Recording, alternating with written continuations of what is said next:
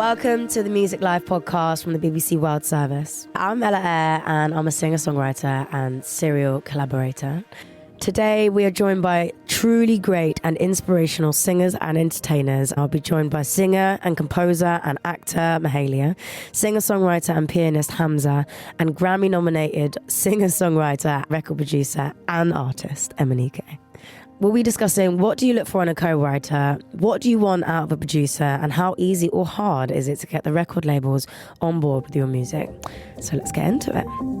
So I want to ask you guys, what do you look for and what do you feel like you need from your co-writers to get the best out of you and get the best out of a record? Like, is it just coming up with the ideas? Do they come up with lyrics or titles, or do they just bring the snacks? Snacks are valuable. I'm not a studio snacker. What? No. Really? Oh, if I'm hungry, I can't think. Really? Can't do I it. kind of know what you mean. I kind of have days of that. Like I have days of just writing and not eating, like literally not eating until I get home. On the co-writer side. Go on, here we go. On the co-writer tip. I mean, I'm sure you guys agree, right? I think I'm always quite self-contained and I'm always like in my little bubble and I know what works for me. But then if someone else is coming into the field or someone else is coming to write with me or help make this song, they really have to be doing something that I'm not. Right. Yeah. It really has to I hear bring that. something to the table that I'm like, I would like to be challenged. I like to be like, oh wow, okay. Like I was in with Wayne Hector the other day, and he's just someone where you're just like this is why you're still in the industry, because you know your stuff and the things you're coming out with.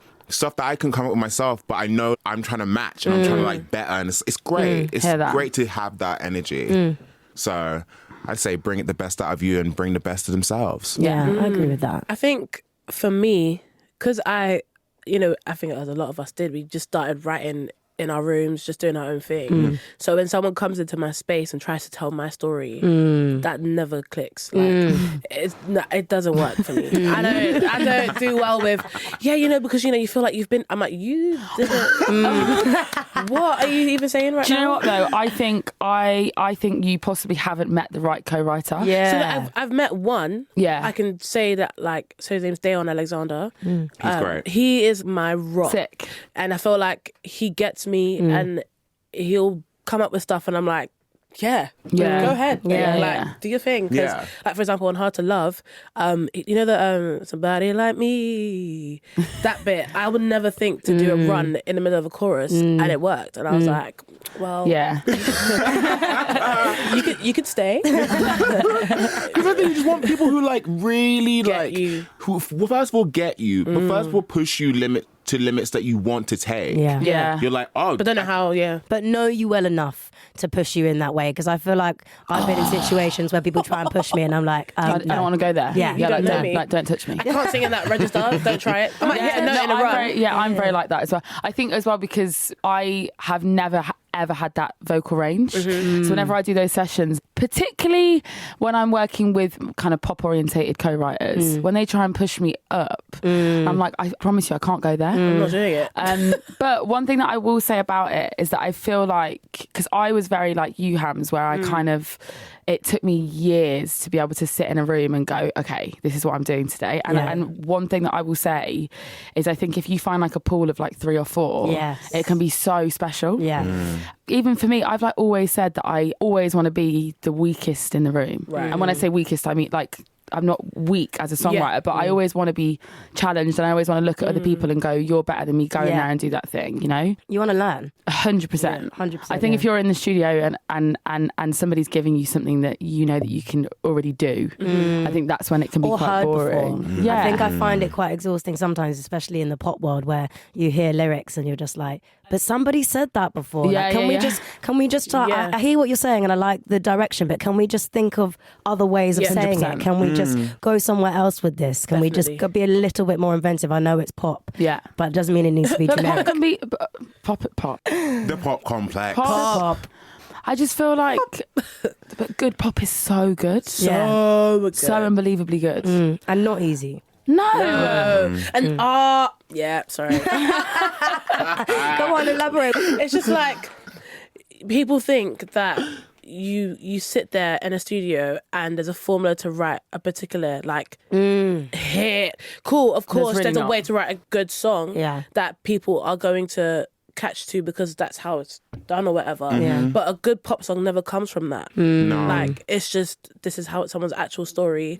And they are able to like tell it in a way that isn't conventional. But you don't know that because you're not actually listening to how they're anyway. No, I feel like when it's formulaic, I feel like even the listeners are bored of it personally, and it people forget it. But sometimes actually the simplest stuff really works, but I feel like you just can't be so lazy with it personally. It doesn't have to be like cynical, like simple. No. Like it can be simple where it's like really like sophisticated, and something where it's like, damn, why didn't I think of that? I've had you know, those songs where you listen to, you're like, it's such a simple notion, but then it's been articulated in like the most fantastic way. And I think with the pop thing, especially me, because I've come from a pop background, like you guys, R&B soul, and you do so well in it and are able to like really cross barriers, and having like, I've always been in the pop field. So it's kind of always been this weird thing of, definitely as a black man, I know you guys feel it too, where it's like, you know, what is pop? Why is pop frowned upon on? Like, what is it that is, what is the difference between like my skin and just like some music I think sounds 100%. cool? So that's the problem there. There's a lot of confusion about the definition of pop, that's for sure. Yeah. Popular. It's just Popular music, man. It literally is popular People music. just forget that, actually. Yeah, it's true. No, I do find it mental. I'm like, this is just purely popular music. Yeah. Because like I listen to Simmer, and like that's arguably like the poppiest song 100%. you've made. 100%. But then it's like, I also think it's just a great song. So like it doesn't even matter like what it is. Such No, a I fire completely song. hear you. All right, let's move on. I saw a tweet yesterday, and I wanted to bring it up today. Who did it? I'll tell you after. It was none of us though, innit? Huh? None of us did it. No. She's like, no. I was like, No, and it's also not a bad tweet. It's not a bad Okay. tweet. Great. It's just like it was a one that was just designed to cause discussion. And personally, I agree with it, but I want to see what you guys say. Okay, let's So go. the tweet was, a beat maker and a producer are two very different things. Period. Yeah, Yeah, Very absolutely. much that. 100%. Okay, good. So we're agreed. So my next question is moving on to like producers. What do you prefer in a room? Like when you're writing, do you prefer the beat to already be made? Do you like it to be like rough? Do you like to start from scratch? Like what's your preference? Hamza's looking mad. Can I be real? His eyes. I'm Let's go. I know what you're going to say. go. I know it.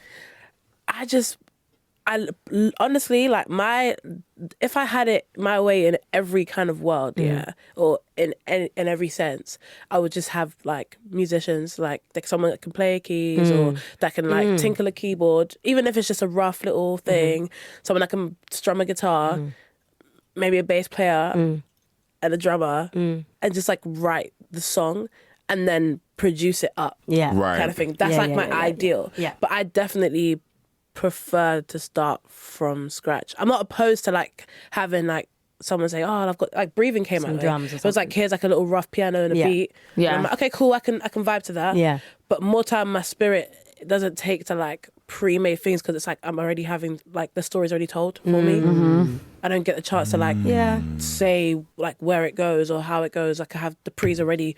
The certain melody has to be there, or the certain chorus has to go to Yeah. a certain place before I've even been able to think about it. But Yeah. The only thing, I used to be very stubborn in that sense. So I would go in and I'd want, I'd want to hear like my producer be like on the keys and like playing some stuff and like just tinkling around.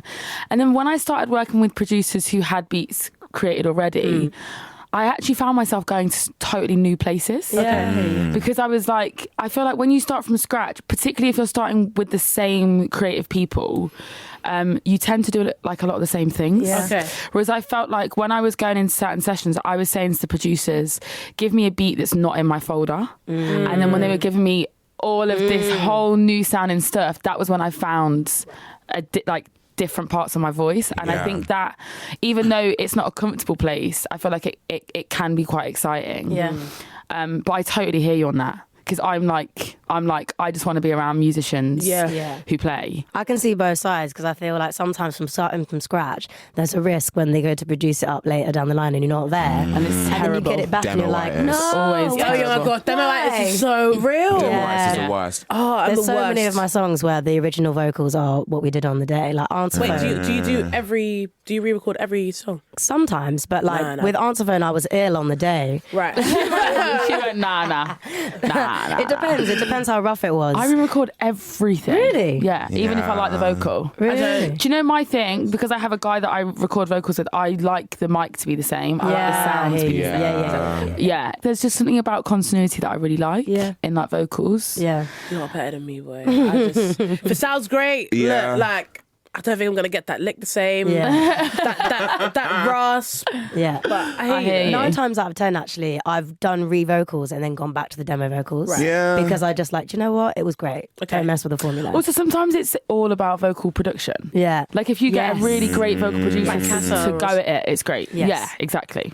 I totally feel all of it. Like I come from the producer, the Yeah. producer who is like, I'd never really come in with pre-made beats. Yeah. Like whenever I'm producing a session, I'm like, you know, starting from scratch, Yeah. storing some chords, chatting to like the artists and seeing what they're listening to and what their vibe is. And then as far as like the beat maker and producer thing, you know, there is a massive difference because like someone who just makes beats, there's a lot of people who just make beats who don't know how to do vocal production, who don't know who don't understand that the vocals are an instrument in the song, Yes. and how those vocals are played and how Yeah. those vocals are arranged Where they is sit. extremely important to making this, like a beat turn into a song. Beat makers do the beats, and that's fine. There's people who are amazing at that and know all the frequencies and all like the beat stopping, but then there's also just people who know how to really orchestrate a song and know what it is that delivers balance to a record. Yeah. Yeah.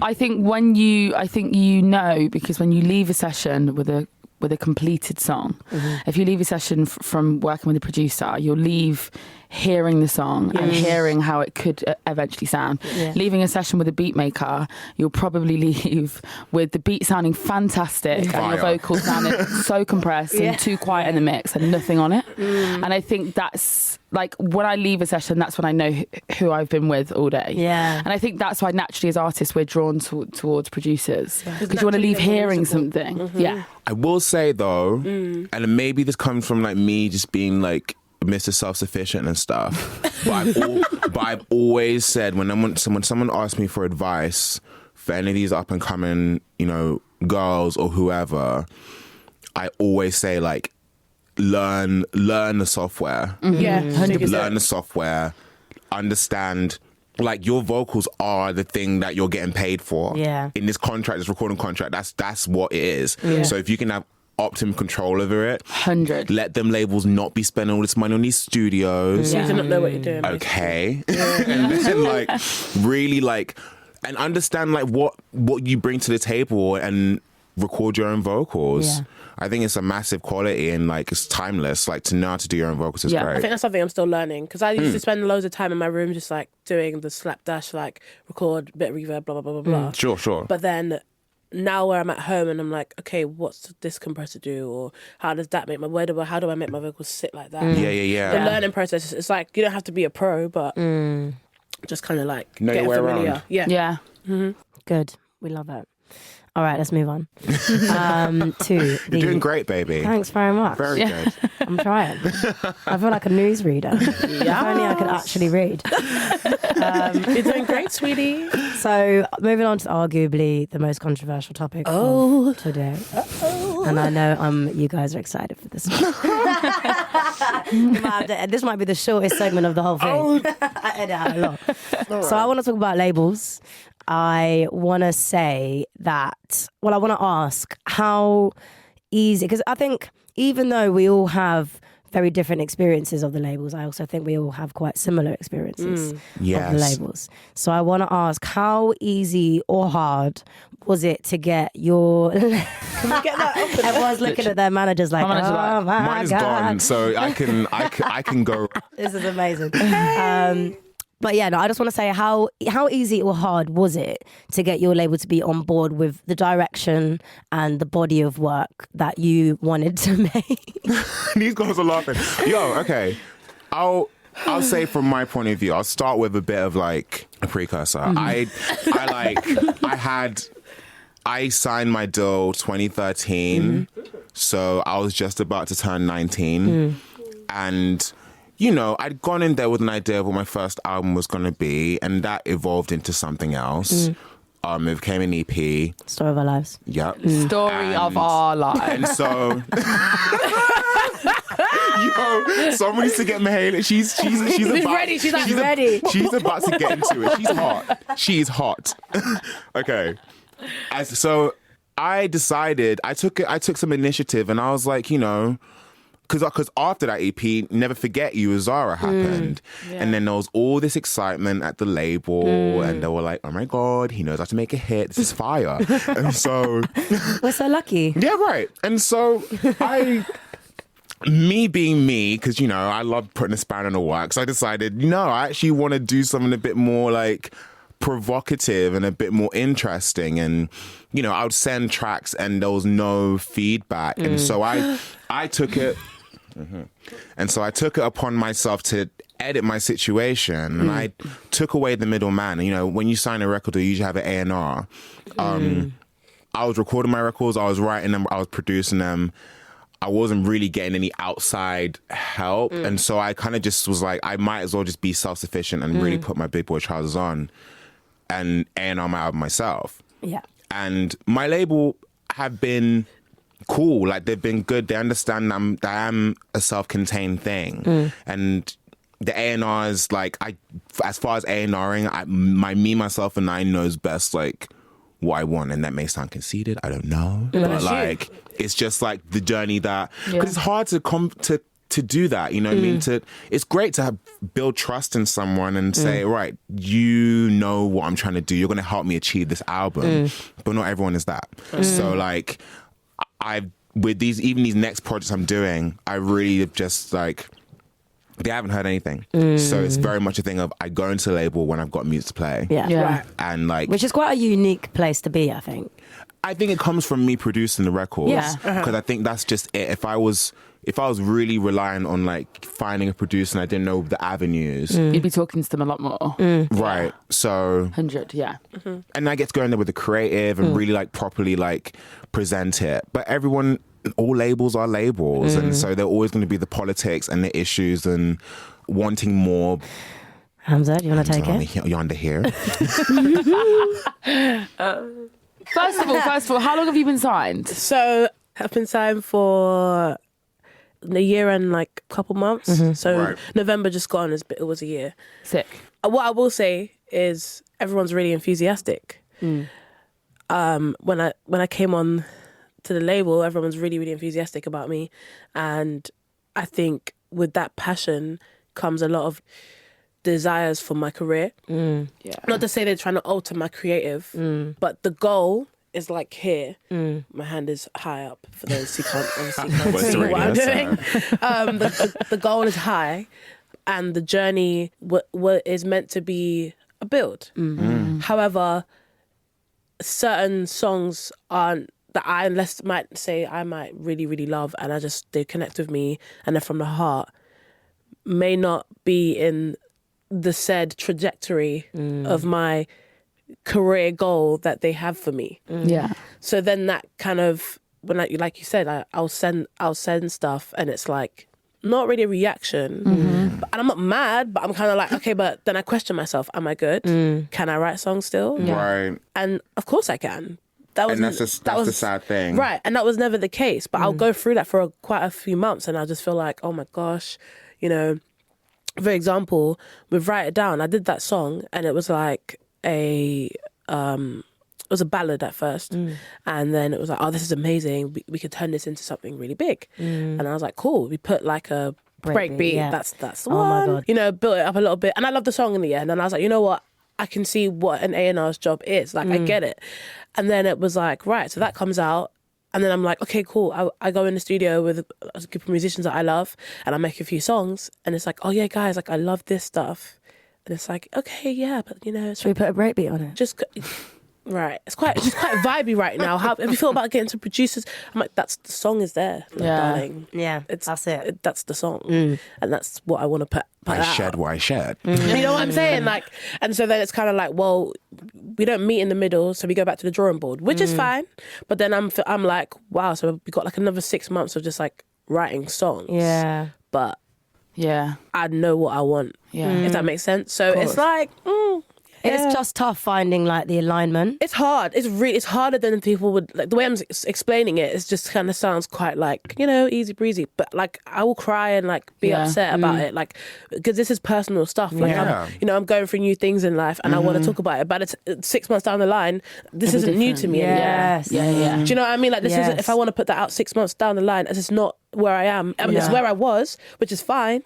But for me to be the true artist that I claim myself to be and as authentic as I want to be, it's kind of hard to like hold off on things just because it might not get radio play or it's only going to rack up a couple 100,000 streams, whatever the thing is. Yeah. You know, it's not in the way you want to be. It's not going to do anything for you. It's like, But I mean, it is like, no, hey, listen, it's true. Like, I mean, I guess my advice in that situation, especially with my experience in those type of situations, I think you know what I'm talking about. yes, honey bunny. Is that there's extra initiative that needs to be taken. Right.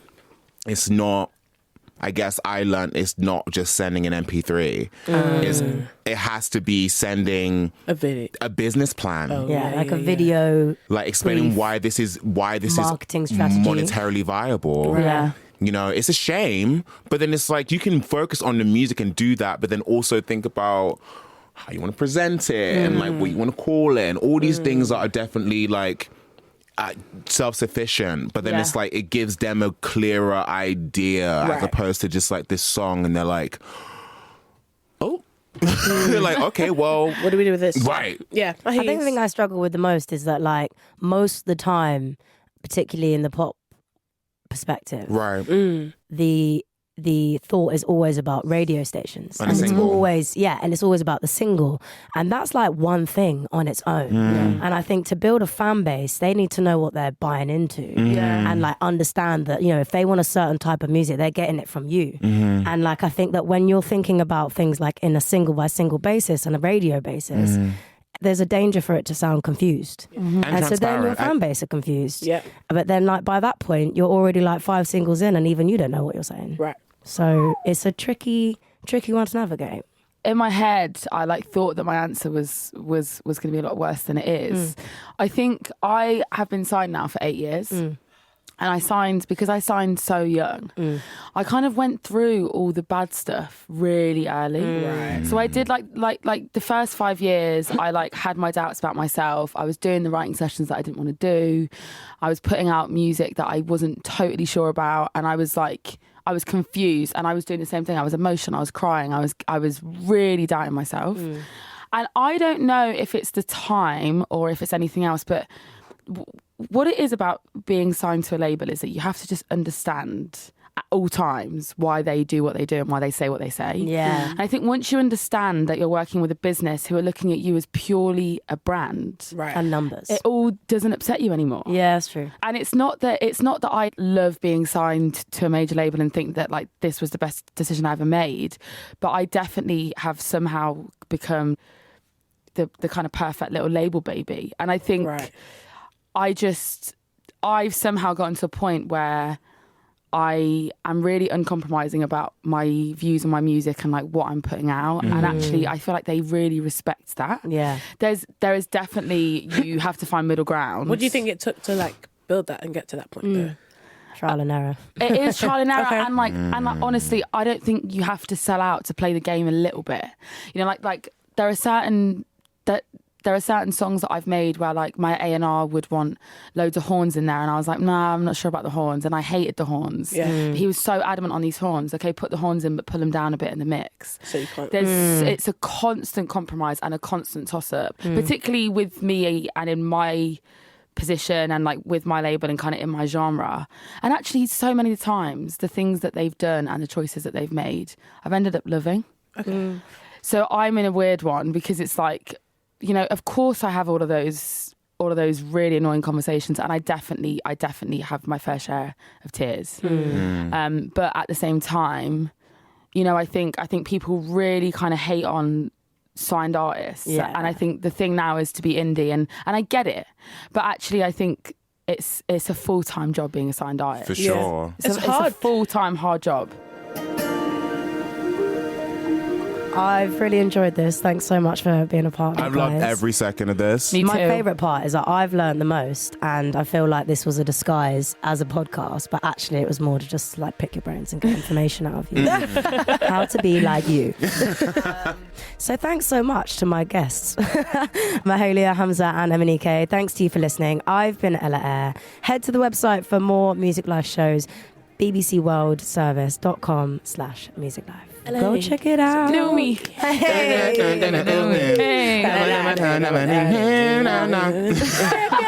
Thanks so much for listening. I've been Ella Eyre.